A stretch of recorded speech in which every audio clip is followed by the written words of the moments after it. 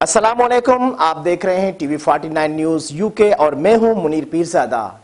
आइए आपको ले चलते हैं आज की खबर की जानिब। जमात इस्लामी के फलाही इदारे अल खिदमत फाउंडेशन के तहत आलमी यौम यतामा के मौके पर अल खिदमत फाउंडेशन टंडो लैयार के ज़ेर कफ़ालत पुरअज़्म बच्चों और उनकी बाहिम्मत माओं के एजाज़ में मुकामी बंधन मैरिज हॉल टंडो लैयार में अफ्तार डिनर की तकरीब का एहतमाम किया गया। तकरीब से डिप्टी सेक्रेटरी अल खिदमत फाउंडेशन सिंध राशिद मुकर्रम, जनरल सेक्रेटरी जमात इस्लामी टंडो जाम प्रोफेसर सुहेल ने खिताब करते हुए कहा कि पुरअज़्म बच्चे हमारा रोशन मुस्तकबिल हैं। इन नौखेज़ कलियों की दुरुस्त सिमत में तालीम व तरबियत से ही सेहतमंद मुआशरे की तश्कील मुमकिन है। वालिदैन के साए से महरूम बच्चे हमारी खुसूसी तवज्जो के मुस्तहिक हैं।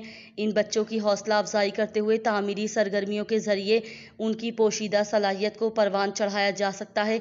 इस मौके पर अल खिदमत हस्पताल एडमिनिस्ट्रेटर मोहम्मद यूनुस खान कायम खानी, दीदार हुसैन बहरानी, आशिक हुसैन खानजादा, मोहम्मद आसिफ यासीन कायम खानी, अब्दुल्ला यासीन मुगल ने भी खिताब किया।